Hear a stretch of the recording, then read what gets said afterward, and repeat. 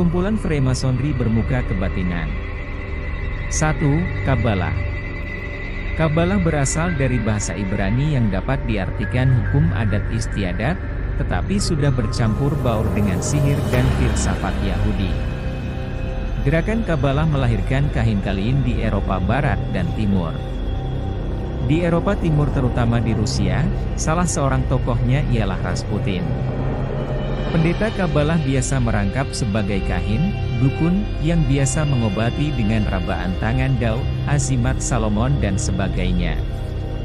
Kitab Kabalah, Sefer Gazira dan Sefer Hazuhar. Kedua buah kitab itu berbahasa Ibrani. Aliran Kabalah diantaranya A. Zerakim. Dengan nama-nama besar Yahweh Elohim dapat dipergunakan sebagai azimat jika ditulis, dan dapat menimbulkan tenaga gaib bagi Yahudi jika diucapkan setelah melakukan meditasi. B. Shabtai Sivi. Berasal dari nama seorang Yahudi kelahiran Ismis. Shabtai Sivi mendakwakan dirinya sebagai Mesias yang dinanti-nantikan. Ia mendapat dukungan orang Yahudi Palestina, Mesir, Turki, dan Eropa Timur. Ia pernah masuk Islam sebagai mata-mata Kabalah, lalu keluar kembali. Shabtai Sivi mengatakan bahwa ia diutus untuk menyatukan seluruh Yahudi dalam Kabalah melalui peribadatan batin. 2. Rohia. Aliran Freemasonry ini bergerak dalam penelitian ruh. Mereka menganggap nabi-nabi sama seperti mereka, dapat menghadirkan ruh. Aliran Rohia tersebar di Amerika, Eropa dan Timur Tengah. Di Eropa dinamakan Neo-Rohia. Di antara tokoh-tokohnya, Arthur Conan Doyle, Jan Arthur Findlay, Adin Fredrik Bowres, David Wajid, dan Mrs. Woodsmith. Yang berasal dari Timur Tengah, Ahmad Fahmi Abdul Khair, Wahid Daus, Abdul Jalil Radli, Hasan Abdul Wahab dan Halim Damos. Halim Damos menganggap Dahisi Dajjal sihir sebagai nabi. Pandangannya terhadap agama, wahyu itu tidak ada ajaran yang sah dalam setiap agama yang perlu diikuti. Rohia adalah agama baru untuk melemparkan semua agama. Rohia adalah ilmiah dan Rohia bukan mistik. Haikal Rohia, 27. Kaum Rohia mendirikan lembaga-lembaga pengkajian ruh, menulis artikel di surat kabar, dan menerbitkan buku-buku yang semuanya tentang ruh. Mereka mengaku dapat menghadirkan ruh melalui seorang medium sehingga ruh datang berwujud. Ia dapat diajak bicara, dijadikan untuk saksi, ditanya tentang keadaan akhirat. Ruh seorang dokter terkenal dipanggil untuk mengobati, ruh seorang yang terbunuh dipanggil sehingga diketahui siapa pembunuhnya dan sebagainya. Kaum Rohia menentang adanya surga dan neraka, ba'ats dan sebagainya, bahkan keimanan kepada Allah pun hampir pudar. Seperti katanya, rasanya Tuhan kami lebih baik dan dapat hadir di hadapan kami. 3. Bahaya. Bahaya adalah lanjutan dari ajaran Babiyah, didirikan oleh Husain Ali Nuri yang bergelar Abdul Baha. Ia mendakwakan dirinya sebagai inkarnasi dari Allah untuk menyatukan semua agama di dunia ini.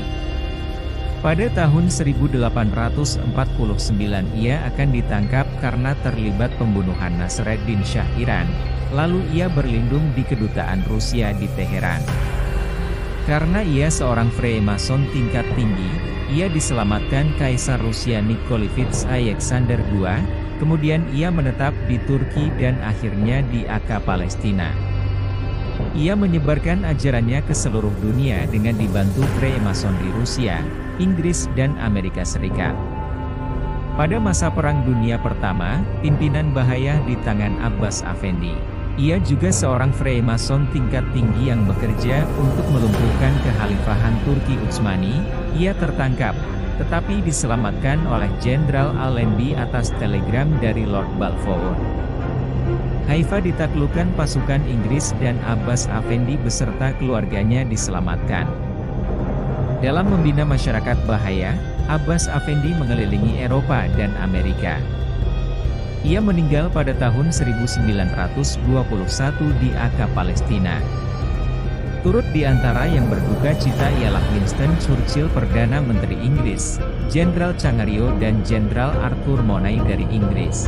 Pimpinan bahaya berpusat di Israel dan kini di bawah Majelis 9, lembaga perdamaian. Pemimpinnya hampir semua orang Yahudi. 4. Teosofi. Himpunan Teosofi tidak mengakui adanya rasul, tidak mempercayai adanya surga dan neraka, malaikat, dan sebagainya, tetapi mereka mempercayai adanya kekuatan pribadi yang dapat menimbulkan gelombang cahaya bulat penghancur kekuatan batin musuh.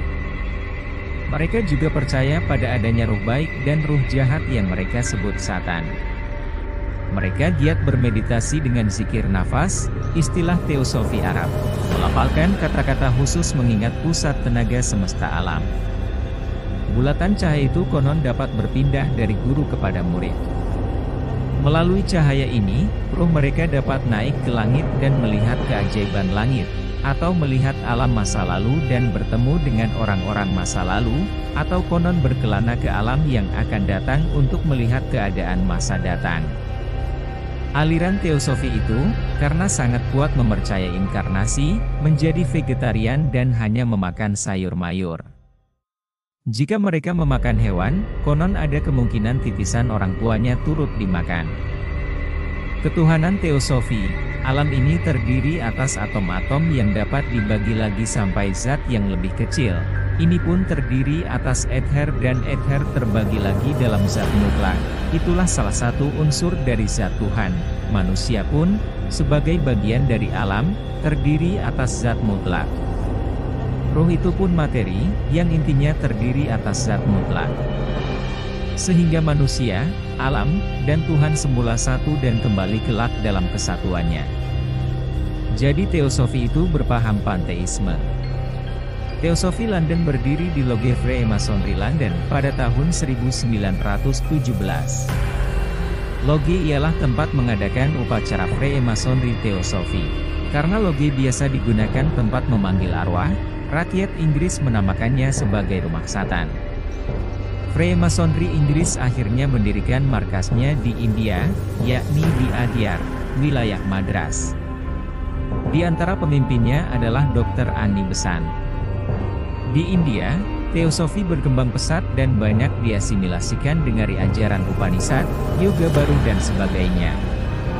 Dr. Annie Besant dan kawannya, Nyonya Blavatsky seorang Yahudi Rusia, mendirikan cabang Teosofi di New York pada tahun 1875 dan menerbitkan buletin The Theosophist. Dari India, Teosofi Freemasonry itu membuat loge di Burma, Malaya dan Singapura. Loge-loge Freemasonry Prancis berdiri di Vietnam, Laos, Kamboja dan Siam, sekarang Thailand.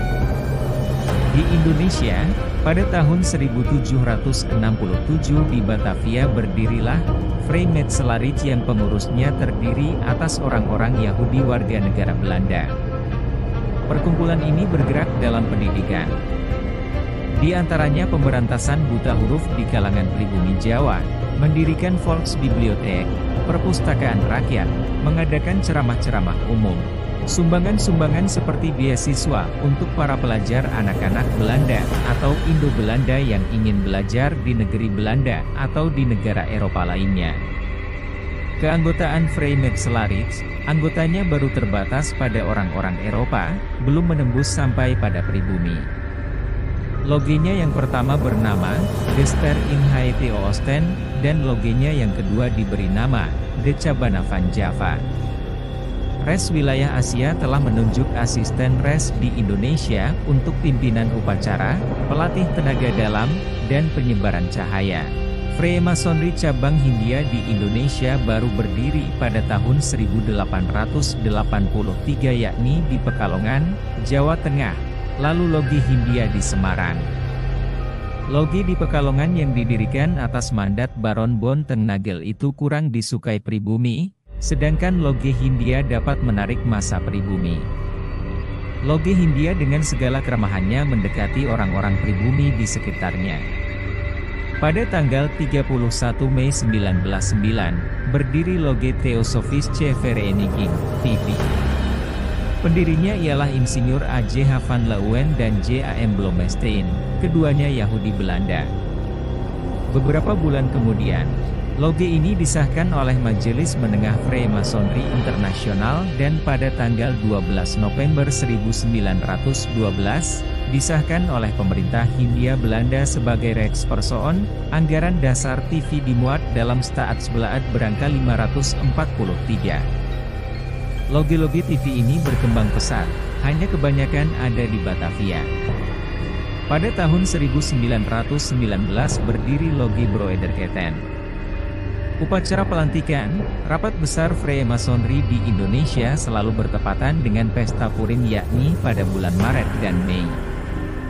Lambang TV dan induknya Vrijmetselariks-Nederland Indi tetap mempertahankan lambang bintang Daud dan lambang segi tiga Zion. Gerakan Freemasonry sejak awal abad ke-19 Masehi telah berkembang di kalangan kaum terpelajar bangsa Indonesia. Di kalangan bangsa Indonesia dan Indo-Belanda tumbuh himpunan Teosofi, Cahaya Timur, Persaudaraan Vrijmetselariks, VM, Hindia Belanda, VM Bintang Timur dan sebagainya yang semuanya menginduk ke VM dan TV itu, 1909 hingga 1930. Banyak anggota Budi Utomo merangkap sebagai anggota himpunan Teosofi itu. Bahkan konon banyak anggota Serikat Islam di Pekalongan dan Semarang menjadi anggota Freemasonry itu. Ke dalam kelompok inilah, Sneevliet seorang Freemasonry Belanda memasukkan Marxismenya sehingga Serikat Islam pecah. Tumbuhlah Serikat Rakyat tempat pembibitan komunis. Freemasonry pun memasukkan sekularisme pada kalangan terpelajar di Indonesia melalui mata pelajaran resmi di sekolah pemerintah, karena banyak guru-guru mulo, HMS dan sebagainya yang menjadi anggota VM. Aliran Teosofi di Jawa berkembang pula di kalangan bangsawan menengah, pimpinan perkebunan, guru-guru HIS, pelajar sekolah kedokteran dan sebagainya. Ayah Bung Karno adalah salah seorang anggotanya. Karena kelicinannya dalam penyebaran paham, lambang bintang Daud, dan segi tiga Zion, dapat masuk ke pesantren tradisional misalnya lambang itu ditulis pada ofak atau asimat. Kemudian, lambang itu pun tersebar pula pada ibu-ibu sebagai gantungan kalungnya, pada tukang delman sebagai penghias delmannya dan sebagainya. Mereka pada umumnya awam tentang maksud dan tujuan lambang tersebut. Sinkretisme. Ajaran Teosofi di Jawa akhirnya dipadukan dengan aliran kebatinan Jawa yang merupakan campuran Hindu, Buddha dan Sufisi di Sindar. Timbullah Teosofi Indonesia, aliran Susila Budi Dharma, Paguyuban Ngesti Tunggal, dan sebagainya yang tidak lepas dari pengaruh Teosofi itu. Pada tanggal 16 November 1951, berdiri Perhimpunan Teosofi Cabang Indonesia, PTTI, dengan pendirinya R. Subroto dan Soemarjo. Pada tanggal 26 Mei 1952, berdiri Loge PTTI Solo pimpinan Mas Ngabehi Satya Pranawa dan Raden Ngabehi Sukirso Prodjoso Eparto. Mereka mengatakan, Teosofi internasional yang diterapkan di Indonesia dan tetap menjaga keaslian ajarannya itu. Pada tanggal 14 Desember 1951, berdiri Loge Mason Purwadaksina, lalu diikuti IFI, Ikatan Freemason Indonesia. Mereka mengaku cabang dari luar negeri. IFI kelak diikuti oleh Rotary Club dan Lions Club yang mengaku hanya bergerak dalam bidang kemanusiaan, tidak mempersoalkan agama dan politik. Freemasonry dan kepemudaan di Indonesia. Freemasonry memberi beasiswa pada para pelajar pribumi melalui lembaga beasiswa, di Enaren Van Indi, pimpinan Insinyur Leeuwen. Di antara mereka yang menerima beasiswa tersebut ialah Soe Pomo, Tabrani, dan Siti Soe Mandari. Penerima beasiswa itu dididik untuk menjadi Freemason sejati. Pada tahun 20-an timbul, Jong Vrijmetselariks, JV, pimpinan Tabrani yang berusaha mengadakan Kongres Pemuda pada tahun 1926 atas biaya Freemasonry dan mengambil tempat di gedung Loge Broederketen. Kongres ini diboikot organisasi-organisasi kepemudaan lainnya, di antaranya oleh Jom Islamiyeten Bond. Dalam Kongres Pemuda tahun 1926 itu, para pembicara pada umumnya menghina ajaran agama secara halus. Di antaranya memojokkan Islam, terutama tentang hukum perkawinan Islam. Majalah yang dibiayai Freemasonry di antaranya adalah Bangoen, pimpinan Siti Soemandari. Isinya sering menghina Islam. Majalah Bangoen nomor 9, 10 tahun 1937 sangat menghina istri-istri Rasulullah Shallallahu Alaihi Wasallam. Pada tanggal 18 Desember 1937, umat Islam memprotes keras dalam rapat akbar di Batavia. JV adalah bagian kepemudaan dari Vrijmanslarich Nederland India yang bermarkas di Batavia dan tidak berbadan hukum sendiri. Pemuda-pemuda Freemasonry itu banyak memasuki partai, terutama partai-partai yang berasaskan Marxisme atau berbau Marxis. Pemuda-pemuda keturunan Cina banyak masuk menjadi anggota VIM Nederland India, terutama mereka yang bersekolah di sekolah-sekolah Belanda dan jarang yang berasal dari lulusan sekolah Cina di Indonesia. Di antara ajaran mereka, kebudayaan itu terbagi dua, yakni kebudayaan jasmani dan kebudayaan rohani. Agama itu termasuk kebudayaan rohani yang berkembang sesuai dengan perkembangan akal manusia. Semula mereka menyembah alam. Mereka menyembah alam secara langsung tetapi akhirnya berubah. Setiap kekuatan alam ada dewa pengurus, timbullah pemujaan dewa-dewa, politeisme. Pemikiran manusia kian maju, akhirnya mereka sebutkan bahwa di atas dewa-dewa itu ada pimpinan dewa, dari sinilah timbul monoteisme. Islam menurut mereka itu merupakan paduan kultur Arab, Yudaisme dan Kristen.